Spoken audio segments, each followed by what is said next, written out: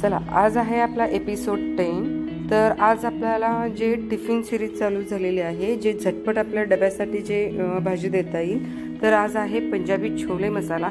झटपट आहे, जास्त मी वेळ घेतलेला नाही आहे, त्यामुळे दुसऱ्याही पद्धतीने करता येईल, पण आपल्याला सकाळी सकाळी खूप वेळ कमी असतो, सो त्यासाठी मी झटपट पंजाबी स्टाईल अशी छोले मसाला भाजी केलेली आहे। चला तर पटकन वेळ न वाया घालवता आपण झटपट रेसिपीकडे बघू।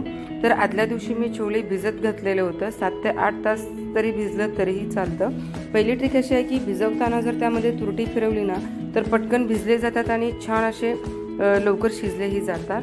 तर छोले 7 ते 8 तासासाठी आपल्याला भिजत ठेवलेली होती। दुसऱ्या दिवशी आपण कुकरमध्ये शिटी लावून घ्यायची आहे। त्याच्याबरोबर काय होतं की कोणी कोणी चहाचा काढा, तेजपत्ता, वेलदोडे, दालचिनीचा तुकडा, वेलची, लवंग, थोडं पाणी एकत्र घालून ही शिटी दिले जातात। तर इथं मी फक्त झटपट होण्यासाठी थोडीशी हळद घातलेली आहे आणि तेल घातलेलं आहे, त्यामुळे आपले काय होतात की छोले पटकन शिजले जातात तेलामुळे। पॅन गरम करून घेतलेला आहे, त्यामध्ये तेल टाकलेलं आहे, त्यामध्ये मोहरी आणि जिरं छान तडतडली की त्यामध्ये बारीक चिरून कांदा घ्या। पेस्टही घातलं तरी चालतं कांदा आणि टोमॅटोचं, पण तेवढं वेळ आपल्याला हवं ना, सो त्यासाठी मी काय केलेलं आहे, बारीक चिरून घेतलेले आहे। आणि ह्या स्टेजला काय करायचं की 4-5 लवंग टाका तेलामध्ये आणि थोडंसं एक दालचिनीचा तुकडाही टाकला तरी चालेल आणि कसुरी मेथी घाला। त्यामुळे छान अशी कसुरी मेथी भाजली गेली की त्यामध्ये बारीक चिरलेला 3 कांदे, छोटे कांदे होते त्यामुळे मी 3 घेतले आहे। मीडियम साईजमध्ये असेल तरी 2 पुरेसा आहे। आणि 2 बारीक चिरलेला कांदा घातलेला आहे। छान गोल्डन ब्राऊन झाल्यावरती आपल्याला इथं 1 टोमॅटो घ्यायचा आहे। थोडंसं मोठ्या साईजमध्ये टोमॅटो होतं त्यामुळे मी इथं 1च घेतलेला आहे।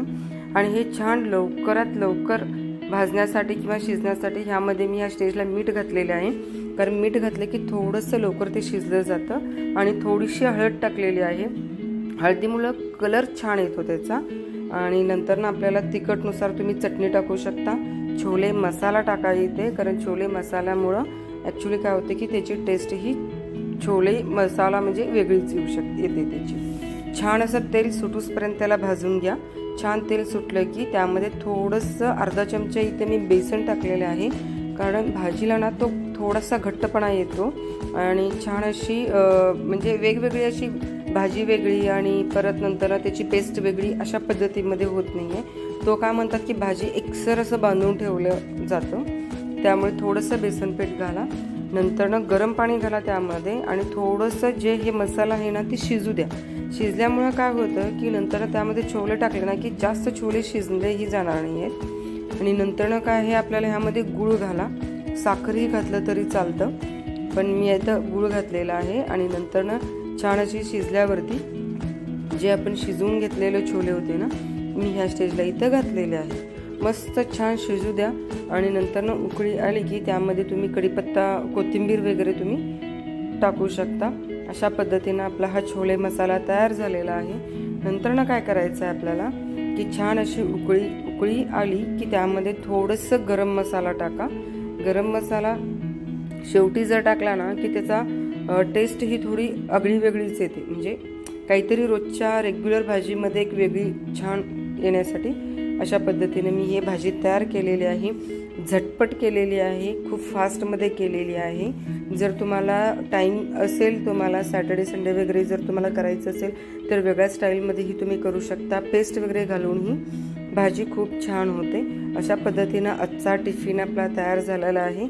पटकन झटपट टेस्टी पंजाबी स्टाईल अशा पद्धतीनं आपली भाजी तयार झालेली आहे।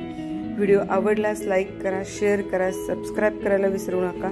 झटपट अशी रोज तुम्ही टिफिनसाठी भाजी बनवा आणि कमेंटमध्ये मला सांगा की भाजी कशी झाली। चला, दुसऱ्या चॅनेलवरती पण आपल्याला एक व्हिडिओ टाकलेला आहे रेग्युलरचा, जो ब्लॉगिंगचा आहे, त्यालाही सबस्क्राईब करा, शेअर करा।